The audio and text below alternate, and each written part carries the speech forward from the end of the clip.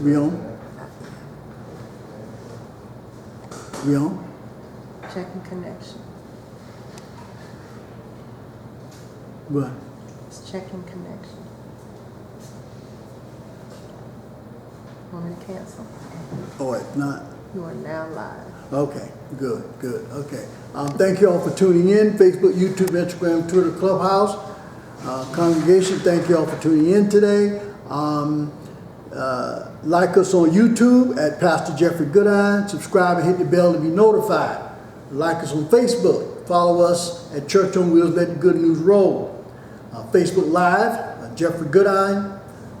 Twitter, at Goodine Jeffrey. Instagram, Goodine Jeffrey. And Clubhouse, Church on Wheels Ministry. Diane is traveling today, so we do not have Thursday night tidbits and tunes. Diane, hope you have a safe trip. But Mo's filming it. Yeah, Mo can sing. Yeah, There you go. Yeah, Mo can sing. And Linda, hope you get well soon. We hoping you come back. We waiting for you to get better. Know that we are that you're in our prayer. For those that are tuning in on airways, there's still a lot of destruction here in Florida. Even though it's been a couple weeks since Hurricane Ian, there's still people without power. There's still people that have lost everything. And then they're going by zip codes now, which I think is, he've already declared Volusia County a disaster area, but now they're going by zip codes. And there are people inside of zip codes that lost the roof of their home. But if they're saying that if your zip code, if it doesn't fall in this group, then you're not in the zone or whatever it is that they claim. I don't know. And they find out the insurance companies are leaving left and right. They could put a moratorium on them leaving. They're giving them till the end of November, so that before they can leave, so they have to honor all policies and things. All claims. Yeah, they have to honor all claims. My thing is, and I'm on a soapbox here. They came to Florida, got the money, and then left.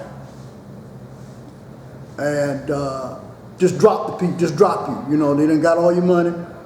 Now they just drop you, and they can legally do that.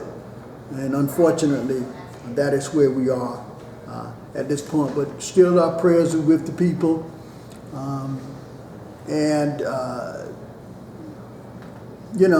It is what it is. It's your opportunity. Tonight, you all probably see my Atlanta Braves shirt on. Yes, I am an Atlanta Braves fan. I will not apologize for that. I am an Atlanta Braves fan, and I hope they repeat this year as World Series champions. I'll be following. I follow them all along. So if you see my shirt, if you're an Atlanta Braves fan, then if you're not an Atlanta Braves fan, then I'm sorry. I'm sorry for that. Okay. Tonight, the birth of Moses, and this again is it's kind of a continuation of what God had promised Abraham. So we kind of get to this in a sense down through generations, and the generations is from we know that Abraham, and then how they got to Egypt, and then now that they're in Egypt, and then these things transpired. So God is holding on to his promise.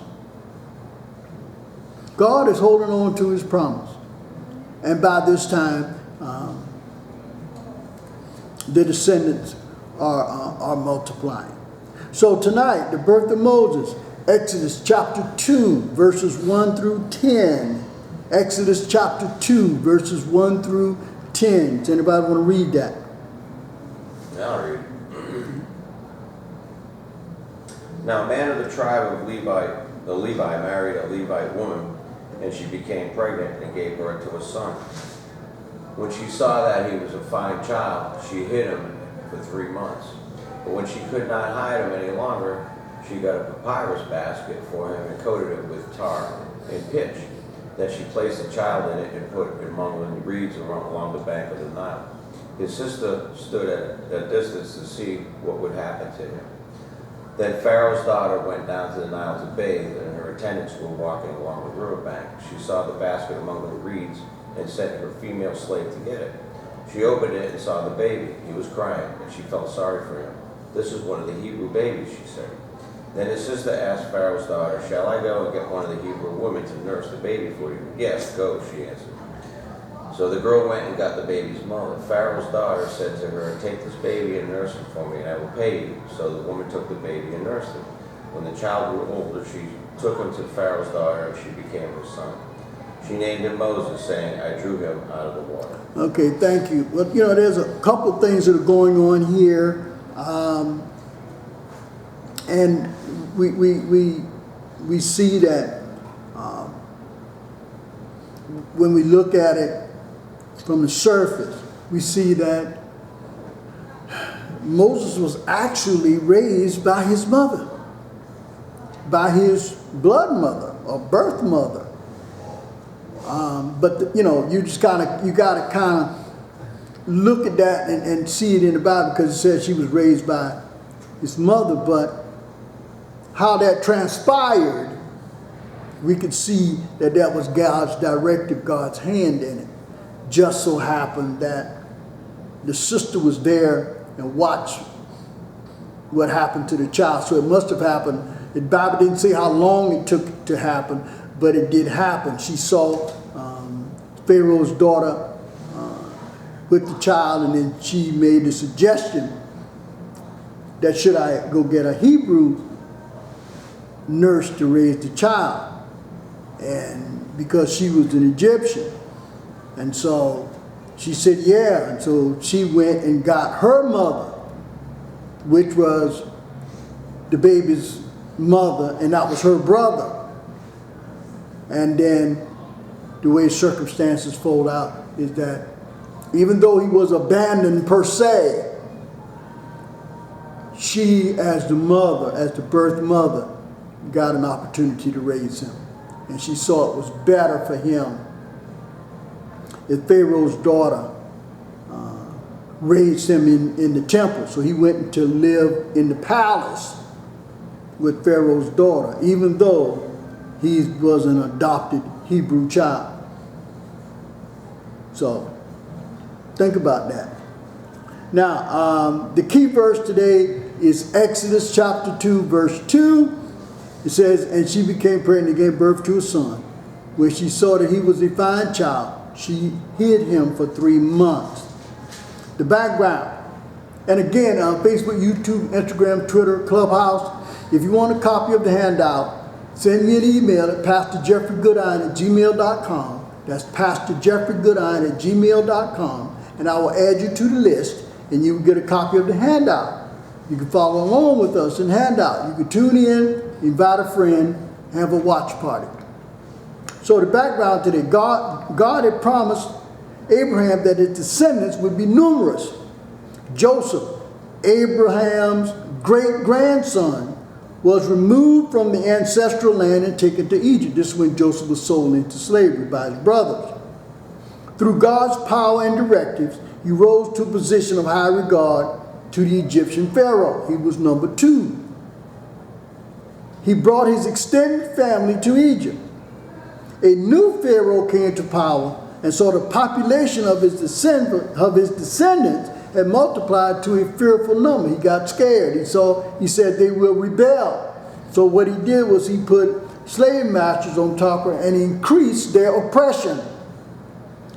The Pharaoh instituted oppressive treatment by requesting that all male children of the Israelites be thrown into the river. And all children that were born, if they were males, they would be thrown into the river. So this was infanticide or getting rid of all so that they would not repopulate, getting rid of the males so that they would not continue to populate.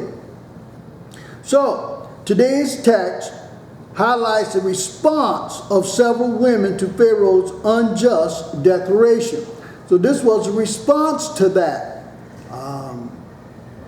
And when we look in the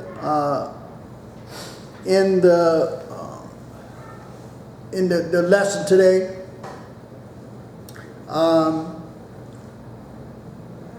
unique response. This is Exodus chapter 2, verses 1 to 4. He was hidden at home. And I put a genealogical account, names Amram and Jochebed as the man and wife. These are Moses' biological parents, Amram and Jochebed. Now Jochebed is going to show up a little bit later on in Scripture, but remember that name. That is it. When you see Exodus chapter 6, verse 20. Because of Pharaoh's decree, and then when you see in verse 1 and 2, now a man of the tribe of Levi married a Levite woman. And she became pregnant and gave birth to a son, and she saw that he was a fine child. She hid him for 3 months. So you see here that the child was hidden because of Pharaoh's decree. They saw he was a fine child. Well, that meant that there was some divine something over Moses at the time. Now, if the Bible didn't give an account of any other Hebrew child being thrown into the river, the Bible just didn't cover that. But from the decree of the Pharaoh at the time, we can use our imagination, figure that some of them were thrown into the river to get rid of the Hebrew males so that they wouldn't repopulate. So, but this one, the mother hid it, knowing what was going to happen to him. So she hid him, and that took a lot of a lot of guts here, I guess, if you want to say that, to hide the child. Now, how should believers respond to human laws that contradict God's moral law? Well, we see throughout the years that God's moral law does not necessarily coincide with human law. And we see that on a regular basis. Now, just because it's legal, that doesn't mean it's moral. Just because it's legal doesn't mean it's moral. And, I use the analogy, strip clubs in your town are legal, may not be moral. Well, if the church goes down there and burns the place down, all of them go into jail. I can guarantee you that. You're going to jail as an arson with a felony. Now you think about that for a minute. That's what we call human law and God's moral law. Now, again, a lot of things are up for debate as far as human nature is concerned. Well, here is a law that the Pharaoh decreed that all Hebrew babies that are born, that are males, are to be thrown into the river. Now, that was his human law. So these women, well, his mama and his sister, they stood up to that. But they had to find a way to maneuver. And that was their response. Now, a lot of times we take human law and we respond in a very violent manner. And sometimes lives are lost, property is destroyed, you name it. And it's throughout history. So we always see the conflict between what we call moral law and human law. And now there is that line is getting blurrier and blurrier as to what is moral and what is not. And because I can tell you this, I have seen that line moved in my lifetime. Because when I was little, there were some things that you thought that no one would do. Not in their right mind they would do it. Not even if they were drunk, they would do it. But some reason or other they're doing it. And I always say, be careful what you say that you'll never do, because never is a long time. And what ends up happening is you end up doing it and liking it. So, human law and moral law, and God's moral law, are usually in conflict. And here is one of those things, in those instances where human law and God's law are contradicting each other. So if you look at Exodus chapter 1, verses 15 to 21, and Esther chapter 3, verse 12 to chapter 4, verse 17, and Romans chapter 13, verses 1 to 7, kind of gives us an idea as how believers should respond when human laws contradict moral law. Now, morality, the problem we have with morality is the government tries to legislate morality. Can't do it. You cannot legislate morality. But we try. But we try. And that leads to more, I think, look, the government can't make you like me. They say you can't do certain things to me, but that can't make you like me or make me like you. You can't legislate that. Either I like you or I don't. So when the government comes in and tries to legislate morality, then there's a wide spectrum here. It's because they agree that some things are not moral in a sense, but it's legal. Like abortion? Yeah. All depends on how you look at it. There are other things, that they say, I mean, you think about it. And you see it all the time. Families of abuse. Abusive, a person in the family, and they get tired of it, and they stop it. They stop it. Well, the person that stops it is now going to jail. Because they said, I understand,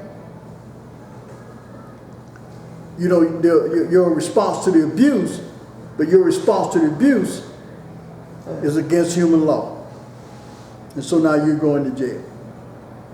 And that plays out daily, almost daily in this life.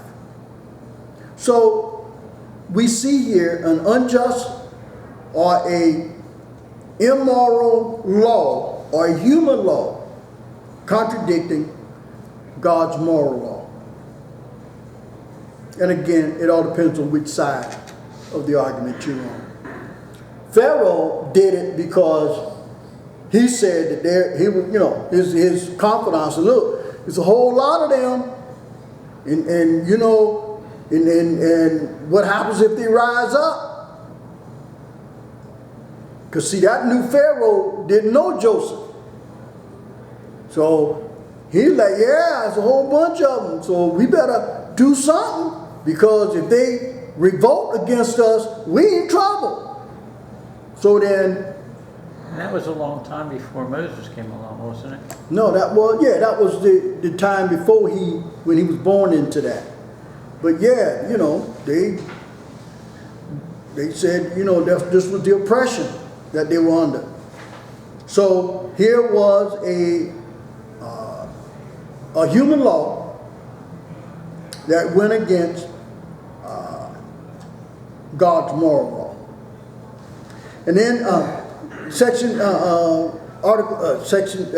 B, sheltered in the storm. Sheltered in the stream. That's not storm. These glasses work, I paid a lot of money for these glasses. That word is stream. That word is stream. Verses 3 and 4. But when she could hide him no longer, she got a papyrus basket for him and coated it with tar and pitch. Then she placed the child in it and put it among the reeds along the bank of the Nile. His sister stood at a distance to see what would happen to him. So the child grew and could no longer be hidden from Pharaoh. No longer can you hide, especially because the child probably was crying, and how little children are, And they're coming by checking. So they couldn't hide him no longer. So she made him a basket. Well, in the King James Version mentioned ark. So this was and I put here the ark is a reference to a basket. So she put him in the basket. I guess she said, to keep from him being thrown into the river, let me see what I can do. She was led to do this, to put him in a basket, maybe hoping that somebody would get it. Yeah. I think it was well planned out that she knew, okay, that might be the day the Pharaoh's daughter would go down to bathe or something. Right, and maybe Pharaoh's daughter was talking about having children, but there was none. She was, but she didn't birth any or whatever. Everything kind of planned. Yeah, everything's kind of walking in, happening in session. Now, flags were used as protection. This is reeds. So if you've ever been by a riverbank, you see the reeds that grow up out the water. Okay, they say if you want to know which way the wind blows, look at the reeds, and that'll tell you which way the wind blows. Well, they put them amongst the reeds, and then the sister stood a different. Now the sister here, Miriam. Now you see that in Numbers 26 and 59. That is Moses' sister, Miriam. Now Miriam was with the brother Aaron when Moses went up to the mountain, and when he came back, they had already built this golden calf. But Miriam was part of that. That's his sister. So, and Aaron is Moses' brother. That's who, when God told Moses to go back to Pharaoh, Moses said, God, I don't speak well. He said, well, I'll send your brother Aaron with you to speak for you. I'll tell him what to say. So this is Miriam. This is Moses' sister. Isn't Aaron the one that made the golden calf too? Yes, they were all part of the, He was forced to. in a sense. Because he was a jeweler or something. Right, and all of the people got together and said, if you don't do it, we're going to kill you and we're going to do it ourselves. So he kind of went along with it. And yes, he was a man, a guy that can fashion things. So he fashioned the golden calf. So Miriam watched from a distance to see what would happen to her brother. So, in the note, now I want you to think about this. What if ever, these glasses, maybe I need to turn or something, because when these glasses work, Facebook, YouTube, Instagram, Twitter, Clubhouse, these glasses work. I paid a lot of money for these glasses. So we know it's not the glasses. It's not, the glasses work. Okay. Okay? It's So the that, head that doesn't. right, it's word when, not what when. When, if ever, might it be better for a believer to wait and see God's provision before addressing the situation? Now, the Bible didn't say that they went to God. The Bible didn't say that. So here's an instance where we could say that they addressed the situation. We could say that they addressed the situation, and the Bible didn't say that they went to God with it. They took it upon themselves that this was the best course of action. Now, when is it better for us to wait? You know, when is it better for us to wait before we address the situation? Now, we know that God gives us, if we ask for discernment, that God would give us the plan. But we have to be patient. Now, during our patience, the storm gets mightier and mightier, as we say, to the point to where we feel that we've got to do something. And a lot of times, it is us, we just have to wait on God. But we are so compelled that we can do it ourselves that we try to fix it. And sometimes it works out in our favor, most of the time it doesn't. But here's an instance where the Bible didn't say that they went to the Lord for discernment. But they may have. They may have. They may have.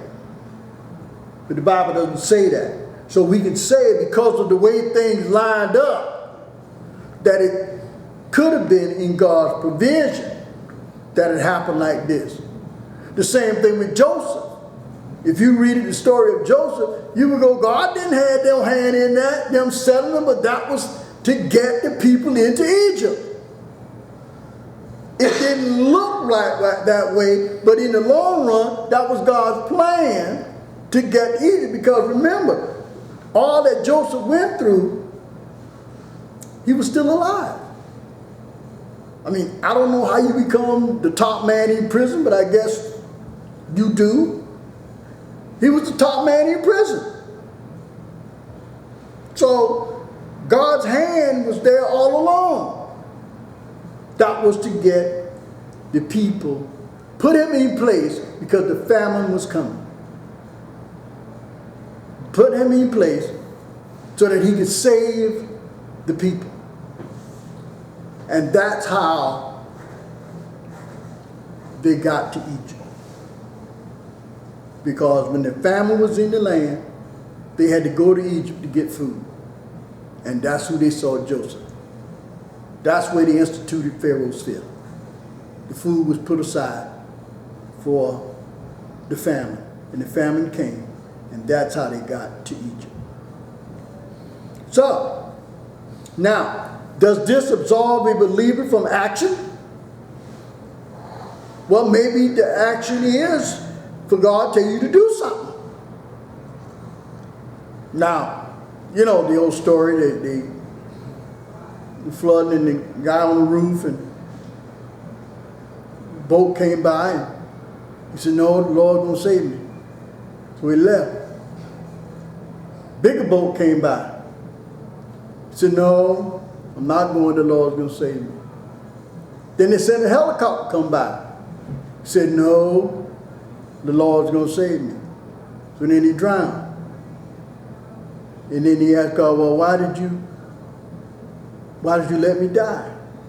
He said, well, I sent you 3 ways to get out. I sent you 3 ways to get out. You asked for it, I sent it. A lot of times we don't see it because it doesn't look like what we want to be. How was it? It don't look like how I want to be saved. In a sense. That it didn't happen like I wanted it to happen.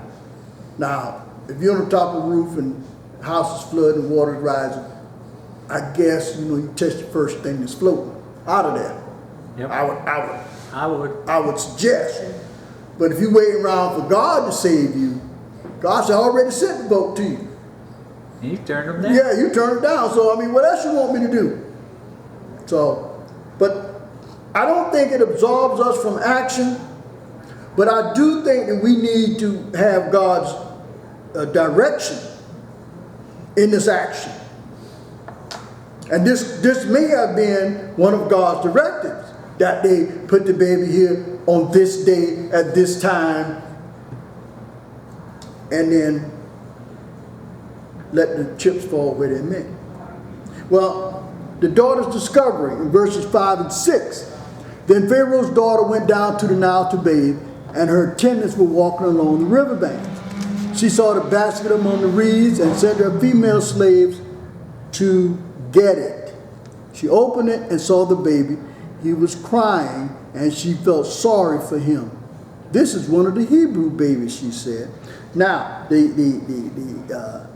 King James Version says she had compassion. Well, that's the same word that's used when Jesus looked on the people. He had compassion for the people. So here, she had compassion. Now, Pharaoh's daughter notices the basket. She sees the baby inside and has compassion for the Hebrew child. Now, this was, they were slaves. They were in bondage. But yet she had compassion for this Hebrew child. Now,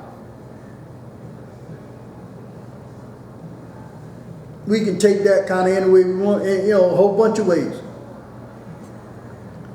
But yet, it was a Hebrew child. Different from the Egyptians, this was a Hebrew child. Now, if she had taken the child and thrown it in the river, in essence, there would have been nothing said about it. But that wasn't God's directive. It wasn't God's plan.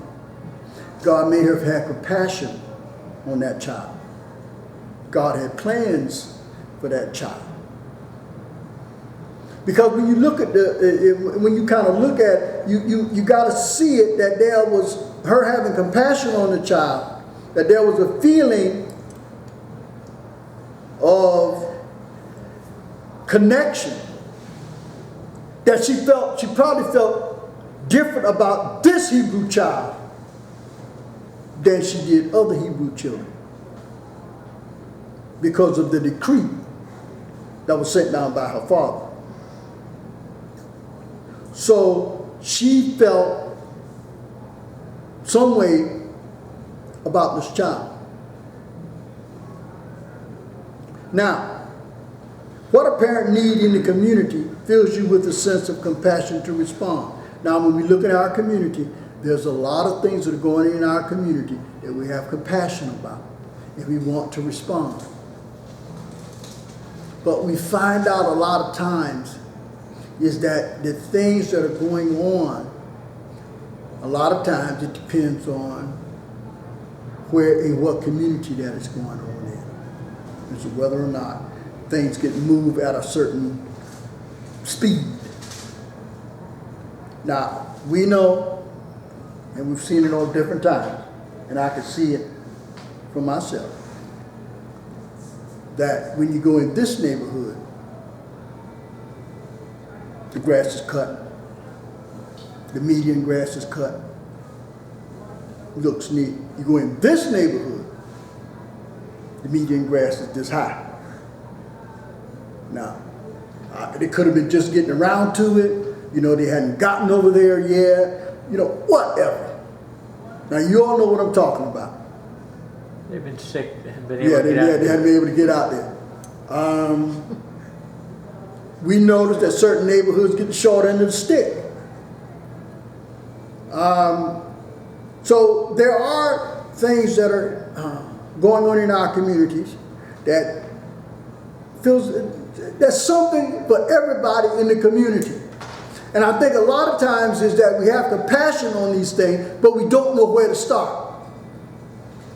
We just don't know where to start. And we've come to the conclusion that no good deed goes unpunished. Yeah, we all come, look, no good deed goes unpunished. If I try to help, then they jump on me.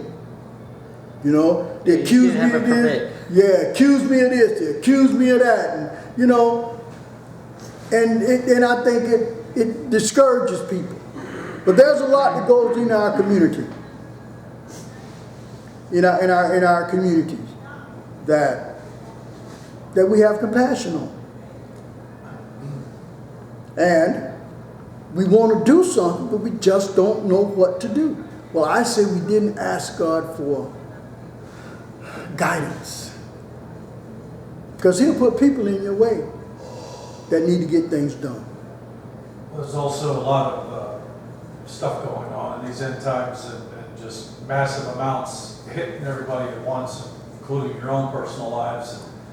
And it's just hard to, you can only do so much for everybody. You want to do more, maybe monetarily or physically or what have you, but sometimes you just down to praying for them. Right. And even that gets, prayer lists like this. Yeah. Hard to Yeah. remember everything. So it's, if God, if you truly have the Holy Spirit, then He'll move you to, if He needs you to do something more than just pray. Right. Have it, or clear something. right. Clear up one of the shortcomings in your own life that you may be helping. And, it's gotten overwhelming. I'm out there trying to help all kinds of people. It just keeps coming and coming and coming. There's a lot of hurting people out there. Yes, it is. And it's, this part of the end times that we're living. Now, so what is one action step you can take to help to address this need? I say that you have to ask for discernment as to which way to go, because you're right, Rick, it'll become overwhelming. If you look at it from the vastness of it, it's overwhelming.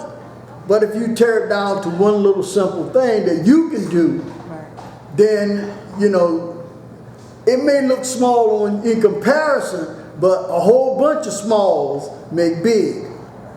So if everybody, do their part and stuff, it'll work out. Well, here everybody kind of did their part. So verses 7 and 9. Then his sister asked Pharaoh's daughter, "Shall I go and get one of the Hebrew women to nurse the baby for you?" "Yes, go," she answered. So the girl went and got the baby's mother. Pharaoh's daughter said to her, "Take this baby and nurse him for me, and I will pay you." So the woman took the baby and nursed him. Now, if we look back up, we see that his sister stood at a distance to see what would happen, what would happen. And sure enough, she was in the right place at the right time. And when she saw the baby, when she saw Pharaoh's daughter looking at the baby, that's when she went over and said, "Should I go and get one of the Hebrew women to nurse the baby?" She saw that Pharaoh's daughter had compassion. There could be something on her face to show that she had showed compassion. So she jumped and said, should I go get a Hebrew nurse, a Hebrew woman to nurse the child? For you, not to nurse the child, but to nurse the child for you, because you Pharaoh's daughter, you ain't gonna be nursing no children, okay? That's what the nanny is for. That was a good group effort there. Right. And then, so she says yes. But she goes and gets the baby's mother. Pastor, I'm confused. Yeah.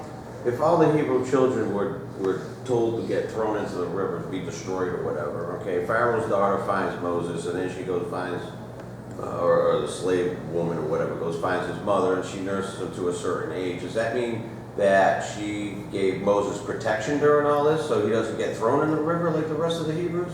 Children? It could be, or that he was Pharaoh's daughter, Right. and gave him protection. Right. All the other Hebrew children got dumped, It could have been, yes. lack of a better term. Yeah.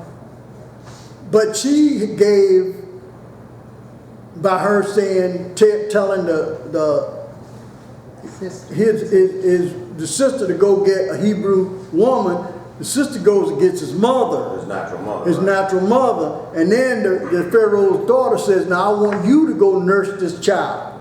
So here's the protection, that she has the Covering from. okay or whatever, the covering from Pharaoh's daughter. In other words, Pharaoh said, this is my child now. Okay. And I'm going to let you nurse the child. Because you know, I'm Pharaoh's daughter. I ain't nursing no children. Yeah, right. Especially a Hebrew child. He gets special favors. Right, you get special favors like everybody else. And then I'll pay you for it. And so that's what happened. Then she got him back after. Right, after you've grown up and already weaned, and I guess he could use the bathroom by himself, and, could, go to the bathroom without peeing on himself. Then now he grew. But here is, again, I see God's directive in action. He was protected. He was protected. And I guess Pharaoh accepted him as his grandchild. Right. Right. Except means because Pharaoh's daughter, because his daughter. He didn't want the grief from his daughter. Yeah. Yeah.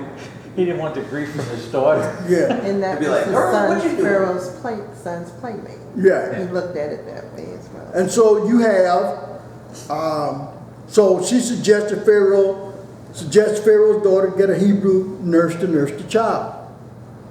Okay. She went and got the child's mother. Now, think about how that coincidence played out. Yeah, it had something to do with his sister, I'm sure. Right. So you had, I think God had it all planned Yeah. out ahead of time yeah, anyway. it was planned. So the abandoned child, in essence, gets raised by his mother when everybody thinks that, quote, it's just a Hebrew woman nursing a child, but it's actually her child.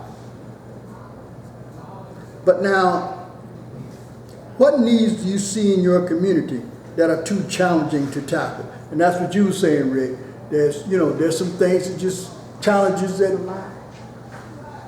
we just don't know what to do. There's challenges that we just don't know what to do. So it's too big for one person. Right. It's, And then who will we recruit to assist us in this manner? And to me, everybody got to be on the same page. I mean, sure that we could be in, as they say, we could be, in the same ballpark, but one person at this concession stand and the other at this concession stand. We might be in the ballpark, but we ain't gelling. I think So, it goes back to what you were saying when you have prayed about it and asked God for discernment. And whatever you're committed to, whatever hits you, what you're committed to, then He makes a way. Doors start opening, people start coming into your life that can assist you with it. right. Yeah. And I said, and when you hear people talk about a passion of theirs, Right. they tell you that it just started, I just did something. And then it went from there. Then I met this person, and then this person came, and then this person came. And before you know it, we got this whole movement going on. And no act of kindness is too small, no matter No. how small you might think it is. If you affect or help someone, I had an old lady that I helped out, and she's like trying to offer money and take me to eat.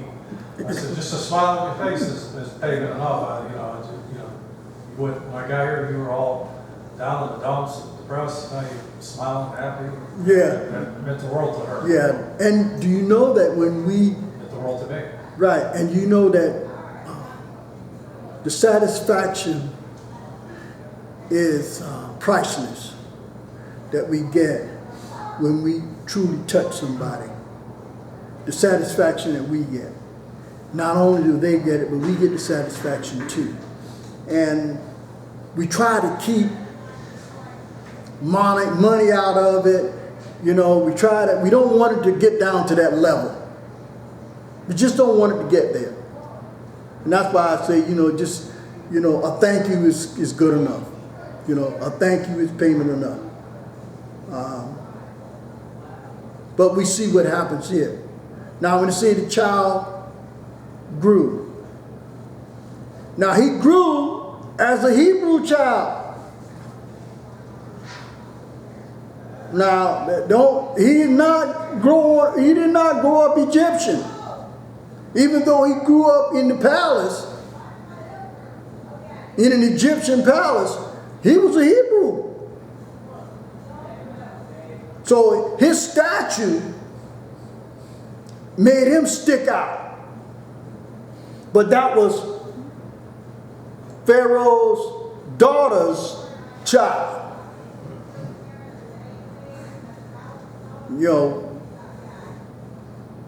Pharaoh's daughter's child, or son, as we want to look at it like that. She claimed that to be her son in the palace. But he was a Hebrew, big in stature. So him walking around the palace, I mean, come on. Wasn't too many people, everybody wasn't on the same page with that. I mean, we see it nowadays in our times, I mean, just because you have a mixed marriage, that don't mean that everybody in the family is agreeable to that. There's some cousins, some aunts, some uncles, some brothers, they ain't too keen with it. And then the child is born of that mixed race relationship. Now the child is born. And a whole lot of people ain't on board with that until the child starts growing. And then when the child grows, they see that the child is different from the cousins. Child is different. But he still grew up in the family. So you see those things that go on now that you can't hide that.